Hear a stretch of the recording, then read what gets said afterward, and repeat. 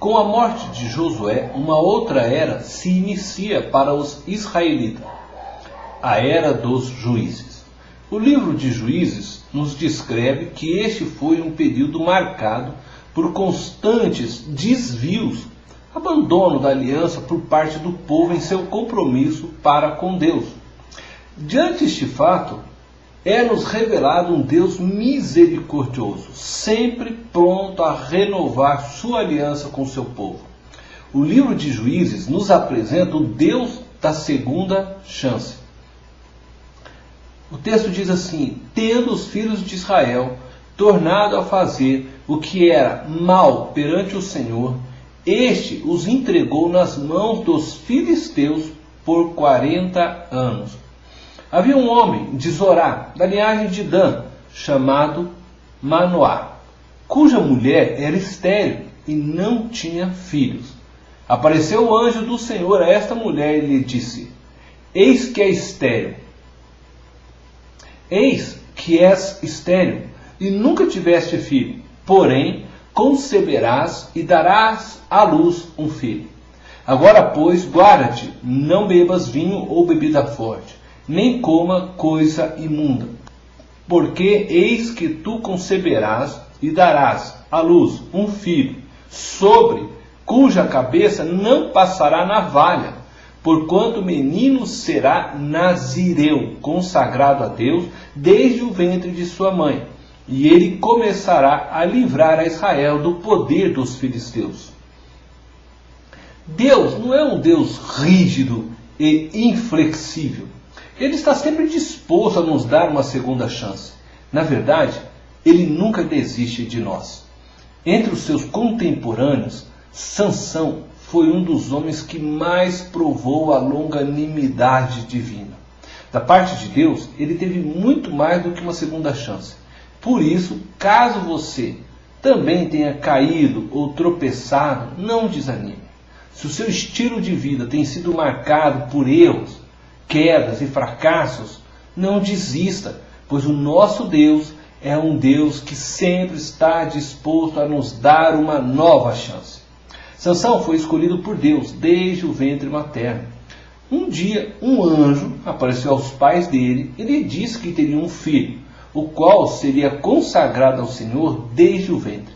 O mesmo deu-se conosco. O Senhor também nos escolheu quando ainda estávamos no ventre materno. Talvez você não creia nesse chamado. E eu sei que para muitos é difícil crer nisso.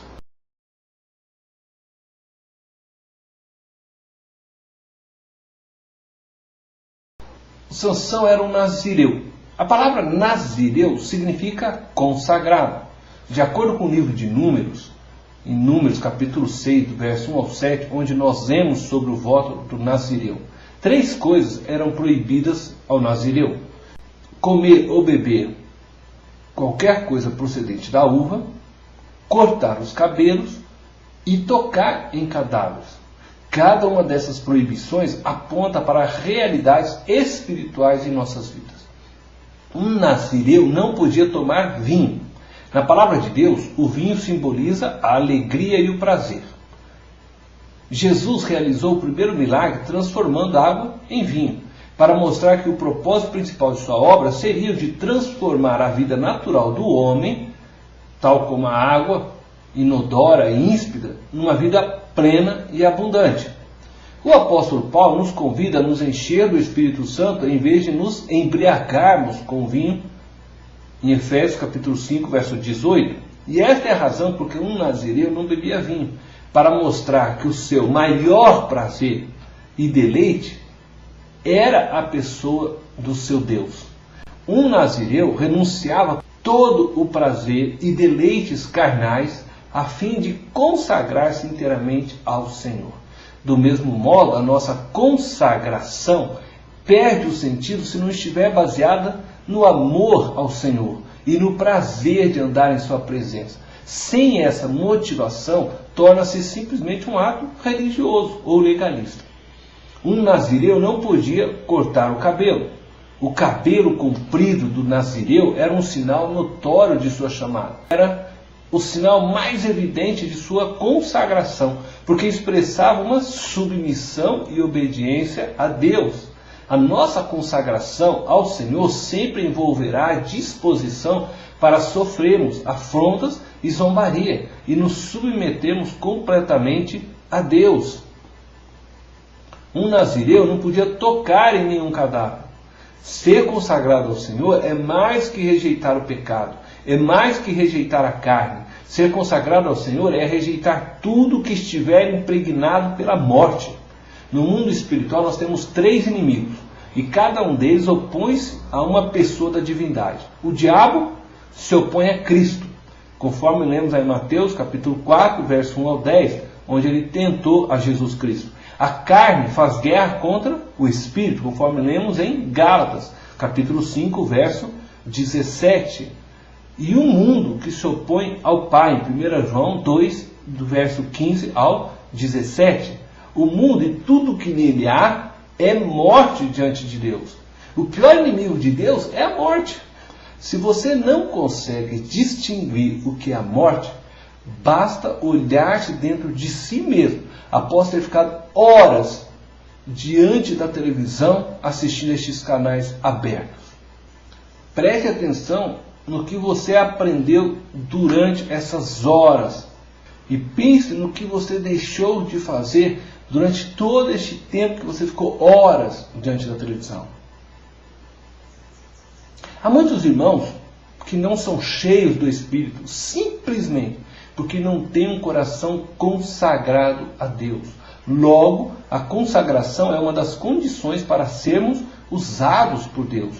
Não me refiro àquela consagração religiosa ou legalista, mas àquela que vem de um coração que deseja a presença de Deus. A verdadeira consagração, ela traz a unção. E a unção, por sua vez, manifesta o poder de Deus. Essas 3 coisas são visíveis na vida de Sansão.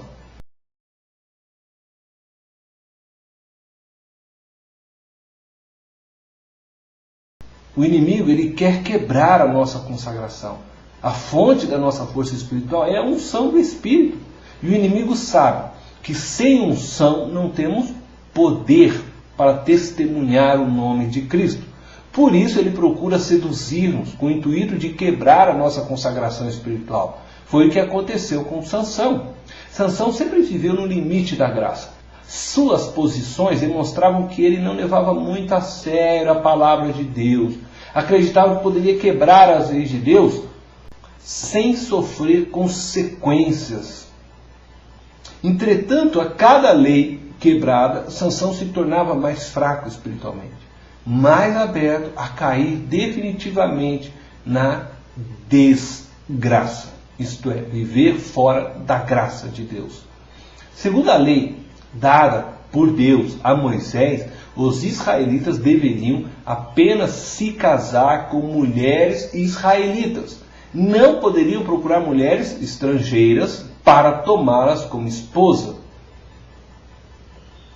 Em Juízes, capítulo 14, verso 1 ao 2, Sansão demonstra não dar o valor devido às advertências de Deus. Tal ordem tinha a finalidade de manter o povo em santidade, afastá-lo dos cultos pagãos, da idolatria praticada pelos demais povos que habitavam a terra de Canaã. De acordo com Juízes, no capítulo 14, do verso 5, nós percebemos que Sansão gostava de passear entre as vinhas, mesmo sabendo que, como nazireu, não lhe era permitido comer uvas. E ele sempre dava um jeito de passar perto dos parreirais. Essa atitude é tão parecida com a nossa maneira de agir, que por um instante julgamos que somos nós, e não ele, que estamos vivendo esses fatos. Muitas vezes vivemos nos limites do pecado e da santidade. Na verdade, nós também, apesar de não podermos comer as uvas do parreiral do mundo, gostamos do cheiro delas. É como se Deus nos tivesse proibido de comer pizzas. Em obediência ao Senhor, deixamos de comê-las. No entanto, damos sempre um jeito de ir a uma pizzaria só para sentir o cheiro da pizza e observar as pessoas comendo. Quem brinca com fogo, uma hora se queima. O diabo é tão astuto que não nos conduz diretamente ao pecado. Primeiro, ele nos convence de que não tem nada de errado em passar entre os parreirais e sentir o cheiro das uvas. Não precisa comer, apenas faça dali seu local de caminhada. Muitos irmãos não vivem no pecado, ou no mundo, como costumamos dizer, mas vivem na fronteira entre ambos. Neste mesmo capítulo, em Juízes, capítulo 14, no verso 8, nós vamos ver lá que Sansão quebra outra regra de consagração. Toma um favo de mel que se encontrava sobre um corpo morto de um leão, que ele mesmo havia matado. Veja, Sansão foi quebrando regra por regra. Sua falta de temor o levou a romper com a última regra que o mantinha ainda debaixo da graça de Deus. Sua desobediência o fez se tornar um tolo e permitiu que Dalila mandasse raspar sua cabeça, conforme encontramos em Juízes capítulo 16, do verso 19 ao 20. A queda de Sansão é para mim uma das histórias mais tristes narradas pela Bíblia. Quem era Sansão? Sansão foi chamado e capacitado por Deus para ser possivelmente o maior líder que Israel poderia ter tido. Sua força era impressionante. Poderia ter conquistado toda Canaã para o seu povo. Entretanto, sua falta de temor o levou a se tornar um palhaço nas mãos de seus inimigos, conforme é descrito em Juízes, capítulo 16, no verso 25. Não podemos viver no limite entre a graça e o pecado, pois a qualquer momento poderemos cair como Sansão e nos tornarmos motivo de gozação para os nossos adversários. Não podemos viver infringindo os princípios de Deus, pois quanto menos esperarmos, poderemos estar rompendo a última linha que nos liga à graça de Deus.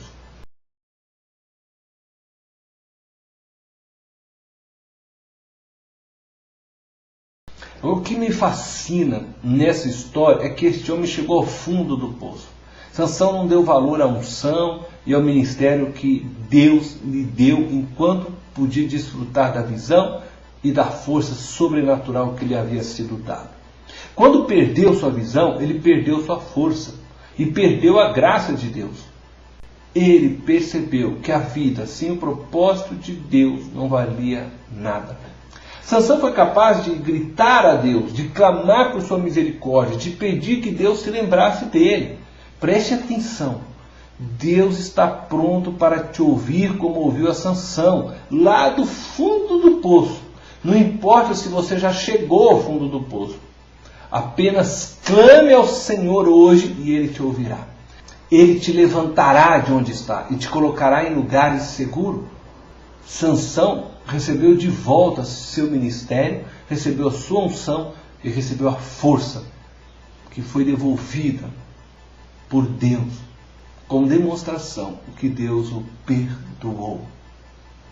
E o nome de Sansão aparece entre os heróis da fé, registrado pelo autor de Hebreus.